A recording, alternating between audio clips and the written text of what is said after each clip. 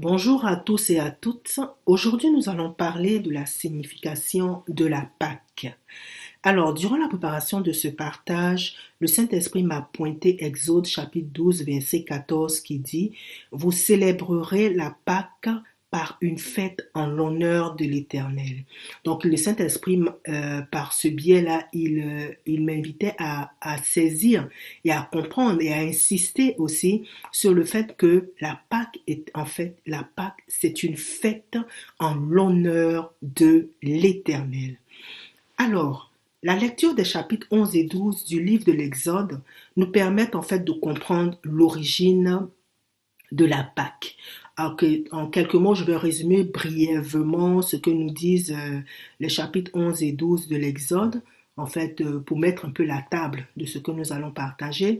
En fait, le peuple juif, qui est le peuple de Dieu, était en esclavage en Égypte.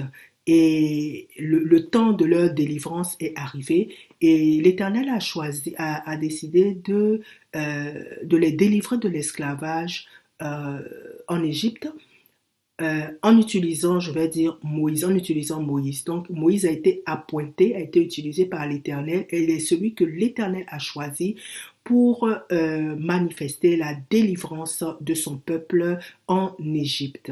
Alors pour cela, il y a eu plusieurs plaies, plusieurs jugements que l'Éternel avait établis sur l'Égypte, mais Pharaon qui se prenait comme un dieu, alors résistait, si on veut, résistait à ce que l'Éternel faisait, à ce que l'Éternel disait, il endurcissait son cœur et ne voulait point libérer le peuple de Dieu.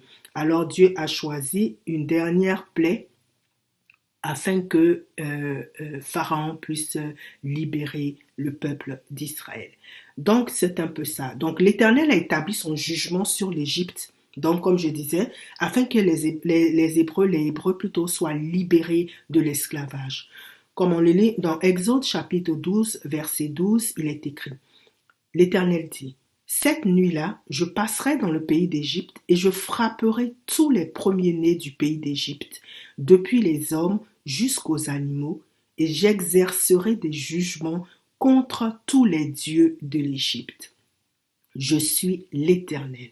Donc la mort devait frapper tous les premiers-nés d'Égypte. N'oublions pas que le peuple de Dieu, dont les Hébreux habitaient aussi habitaient plutôt l'Égypte. Donc, Dieu a dit qu'il allait frapper tous les premiers-nés d'Égypte. Mais l'Éternel a pourvu une solution pour son peuple. Alors, quelle était cette solution? Lisons Exode chapitre 12, versets 1 à 8. L'Éternel dit à Moïse et à Aaron dans le pays d'Égypte: Ce mois-ci sera pour vous le premier des mois. Il sera pour vous le premier des mois de l'année. Parlez à toute l'assemblée d'Israël et dites: Le 10e jour de ce mois, on prendra un agneau pour chaque famille, un agneau pour chaque maison. Si la maison est trop peu nombreuse pour un agneau, on le prendra avec son plus proche voisin, selon le nombre des personnes. Vous compterez pour cet agneau d'après ce que chacun peut manger. Ce sera un agneau sans défaut, mâle, âgé d'1 an. Vous pourrez prendre un agneau ou un chevreau. Vous le garderez jusqu'au 14e jour de ce mois. Et toute l'assemblée d'Israël l'immolera entre les 2 soirs. On prendra de son sang et on en mettra sur les 2 poteaux et sur le linteau de la porte des maisons où on le mangera. Cette même nuit, on en mangera la chair rôtie au feu, on la mangera avec des pains sans levain et des herbes amères. Alors, comme on vient de lire, les conditions suivantes devaient être respectées. On a dit d'abord, chaque famille devait aller prendre un agneau sans défaut d'1 an. L'agneau devait être immolé et le sang devait être mis sur les 2 poteaux et le linteau des portes des maisons. Ensuite, l'agneau devait être mangé dans les maisons et il devait être mangé avec des pains sans levain et des herbes amères. Alors, Exode 12 versets 12 et 13 et les versets 25 et 27 disent ceci. Cette nuit-là, je passerai, c'est l'Éternel qui parle. Il dit alors, cette nuit-là, je passerai dans le pays d'Égypte et je frapperai tous les premiers-nés du pays d'Égypte, depuis les hommes jusqu'aux animaux, et j'exercerai des jugements contre tous les dieux de l'Égypte. Je verrai le sang et je passerai par-dessus vous, et il n'y aura point de plaie qui vous détruise quand je frapperai le pays d'Égypte.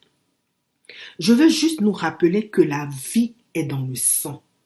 En Genèse chapitre 9, verset 4, je le lis dans la version Parole de vie qui dit « Mais vous ne mangerez pas la viande avec sa vie, c'est-à-dire avec le sang. » Alors, la justice de Dieu devait épargner toute maison sur laquelle le sang de l'agneau avait été placé. Il n'aurait pas été juste de frapper là où une victime avait déjà été immolée. Donc, quand l'ange de la mort voyait le sang, qui représente la vie, il passait par-dessus les maisons des Israélites. Donc, d'où le nom de Pessa, le fait qu'il passe par l'ange de la mort passait par-dessus la maison des Israélites, d'où le nom de Pessa qui veut dire Pâques en hébreu. Donc, la présence du sang les a épargnés du jugement de l'Éternel.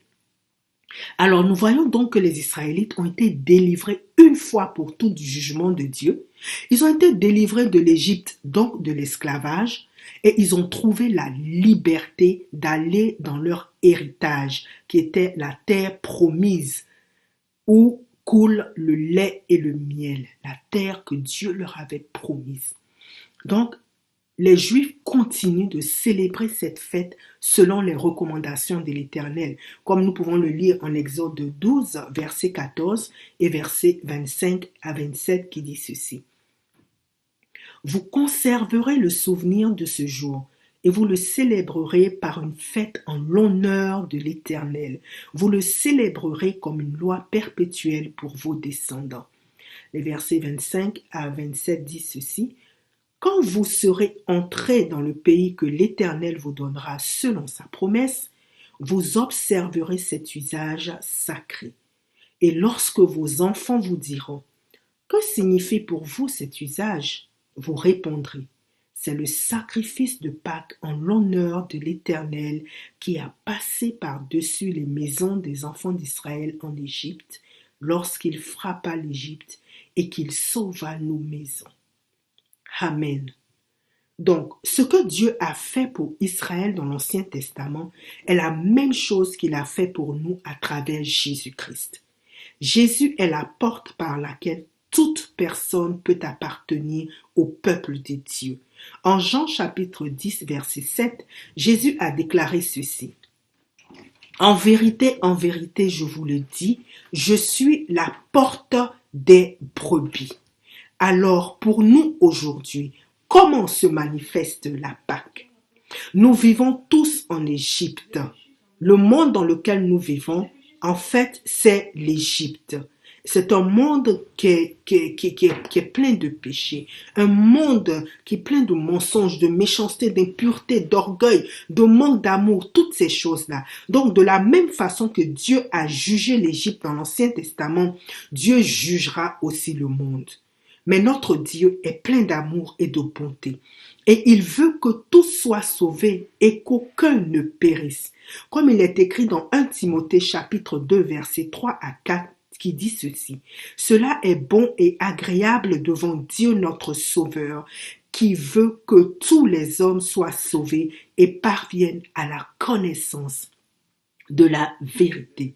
Alors notre Dieu veut nous délivrer du jugement. Il veut nous délivrer de l'esclavage du péché qui conduit à la mort. Il veut nous donner notre héritage qui est la vie éternelle. Alors tout comme son peuple dans l'Ancien Testament, aujourd'hui, Dieu a pourvu pour nous une solution.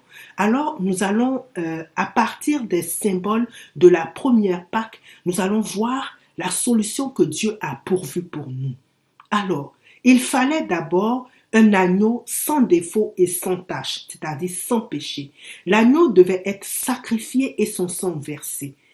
Quel est l'agneau que Dieu s'est choisi? Alors nous lisons dans Jean chapitre 1, versets 29 et 36, qui dit ceci. Le lendemain, il vit Jésus venant à lui et il dit, voici l'agneau de Dieu qui ôte le péché du monde. Au verset 36, il dit, et ayant regardé Jésus qui passait, il dit, voilà l'agneau de Dieu. Alors Jésus est l'agneau qui ôte le péché du monde. Il est mort sur la croix et son sang a coulé une fois pour toutes. Par sa résurrection, son sacrifice n'a pas besoin d'être répété. Alors, le deuxième symbole, c'est qu'il fallait manger l'agneau. Donc, manger l'agneau équivaut à recevoir Christ comme Seigneur et Sauveur. Jésus a déclaré ceci en Jean chapitre 6, verset 53. Il a dit, en vérité, je vous dis, si vous ne mangez la chair du Fils de l'homme et ne buvez son sang, vous n'avez pas la vie en vous-même. Cela veut dire que, en fait, nous devons spirituellement nous approprier ce corps donné et ce sang versé du Seigneur qui seul ôte plutôt les péchés. Ensuite, il y a eu aussi les pains sans levain. Le levain représente le péché sous différentes formes. 1 Corinthiens chapitre 5 verset 7 dit ceci. Faites disparaître le vieux levain, afin que vous soyez une pâte nouvelle, puisque vous êtes sans levain, car Christ, notre Pâque, a été immolé. Célébrons donc la fête, non avec du vieux levain, non avec le levain de malice et de méchanceté, mais avec les pains sans levain de la pureté et de la vérité. Alors, nous recevons Christ qui est sans péché. De même, de façon pratique, nous sommes appelés à nous éloigner, à fuir le péché tout au long de notre vie. On ne peut pas dire « j'ai cru au Seigneur Jésus, je suis sauvé » et continuer à marcher comme les gens du monde.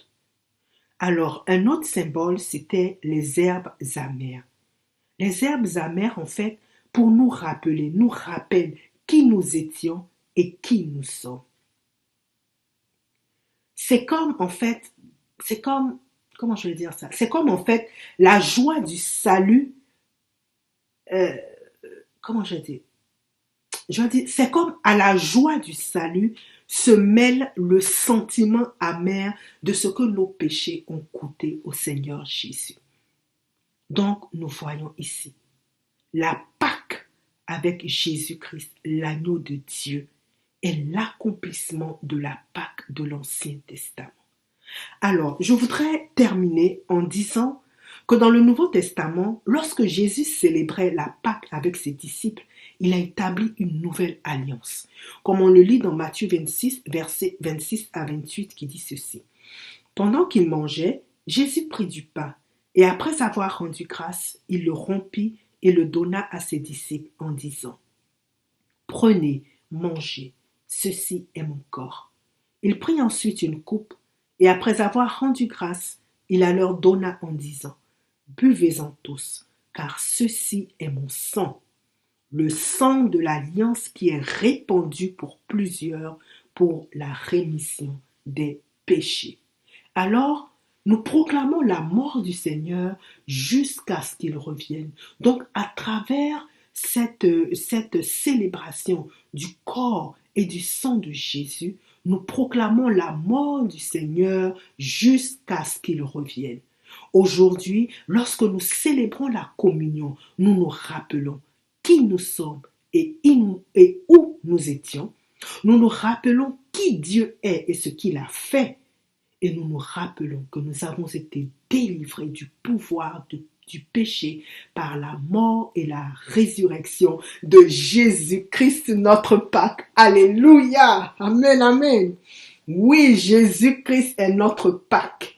Et tout comme l'Éternel avait recommandé de célébrer cette fête en son honneur, ainsi nous perpétuons cette fête Partageons aussi, n'oublions pas cela, partageons aussi la signification de la Pâque à nos enfants, afin qu'ils en aient la véritable compréhension et non celle du lapin et des chocolats. Alors, je vous souhaite joyeuse Pâques et appropriez-vous le sacrifice de Jésus-Christ.